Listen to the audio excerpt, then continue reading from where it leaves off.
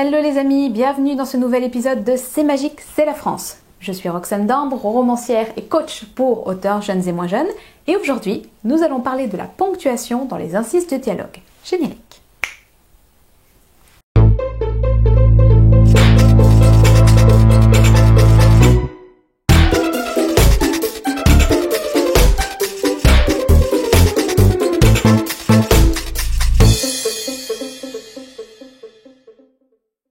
Les incises de dialogue. Alors les incises de dialogue, vous savez, ce sont les verbes qu'on ajoute dans les dialogues pour indiquer qui parle. Demanda Elias, répondit Charlotte, plaisanta Siloé, etc., etc. Ce qu'on va voir dans cette vidéo, c'est où est-ce qu'on met la ponctuation, quelle ponctuation et où. Et on va voir 3 règles. Première règle, lorsque la phrase de votre personnage devrait se terminer par un point, alors elle se transforme en virgule et on ajoute l'incise. Par exemple, je suis un tueur à gages, dit Elias. Ça donne « Je suis un tueur à gages, virgule, dit Elias », parce qu'on est d'accord que cette phrase devrait se terminer par un point, « Je suis un tueur à gages ». Donc on le transforme en virgule et on rajoute l'incise. Ça, c'est le cas très simple où la phrase de votre personnage devrait terminer par un point.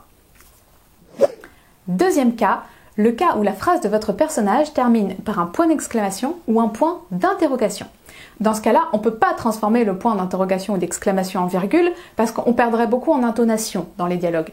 Donc on les garde et derrière on ne rajoute pas une virgule, mais par contre, quand on va mettre l'incise, on va la faire démarrer par une minuscule et non pas par une majuscule pour signaler qu'il s'agit bien de l'incise et non pas du début de la phrase suivante. Donc ça va nous donner « Tu veux que je le tue ?» demanda Elias. Donc on a bien « Tu veux que je le tue ?» point d'interrogation, demanda sans majuscule Elias. De même avec les points d'exclamation, et gratuitement en plus, dit Elias, et gratuitement en plus, point d'exclamation, dit Elias, dit sans majuscule. Ça, c'était le deuxième cas. On va arriver sur le troisième cas et là, ça se complique.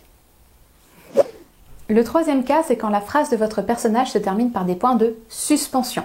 Et là, on a 2 écoles. La première école, c'est de faire exactement comme pour le point d'exclamation ou le point d'interrogation, c'est-à-dire rien du tout. On met les points de suspension, rien, et on commence l'incise par une minuscule pour bien montrer qu'il s'agit de l'incise et non pas du début de la phrase suivante. Exemple, arrête de me proposer de tuer tout le monde, soupira Charlotte. Arrête de me proposer de tuer tout le monde, 3 petits points, rien du tout, soupira avec un S minuscule pour bien montrer qu'il s'agit de l'incise. La deuxième école, c'est de rajouter une virgule après les points de suspension pour signaler l'incise. Ce qui donnerait, toujours avec le même exemple, arrête de me proposer de tuer tout le monde, 3 petits points, virgule, soupira Charlotte. Et là, la question de la majuscule ne se pose plus puisque de toute façon, on ne met pas de majuscule derrière une virgule. Et alors, autant la règle est ferme sur tout ce qui est point, point d'interrogation et point d'exclamation, c'est la règle et c'est tout.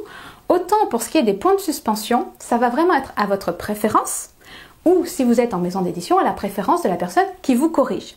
Par exemple, moi, je ne mets jamais de virgule après mes points de suspension quand il y a une incise derrière, parce que je ne vois pas l'intérêt de doubler la ponctuation. Et ça, c'est un choix qui a été respecté par la correctrice de Un appart de rêve amoureux compris. On a bien point de suspension, rien du tout, et quand il y a des incises, elle démarre par une minuscule. En revanche, dans Un karma presque parfait, la correctrice a systématiquement rajouté des virgules après les points de suspension quand il y avait une incise derrière. On récapitule. Si la phrase de votre personnage se termine par un point, il se transforme en virgule. Si la phrase de votre personnage se termine par un point d'exclamation ou un point d'interrogation, alors on ne rajoute rien, mais on commence l'incise par une minuscule pour bien montrer qu'il s'agit de l'incise et non pas du début de la phrase suivante.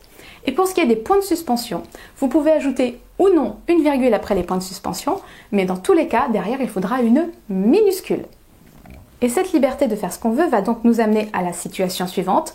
2 romans d'une même autrice dans la même collection d'une même maison d'édition, un livre aura les virgules, l'autre ne les aura pas, et les 2 sont parfaitement corrects. C'est magique, c'est la France. Si vous avez aimé cette vidéo, n'hésitez pas à cliquer sur j'aime, à la partager, à vous abonner pour recevoir les notifications des vidéos suivantes. Et en attendant, je vous embrasse et je vous dis à très vite.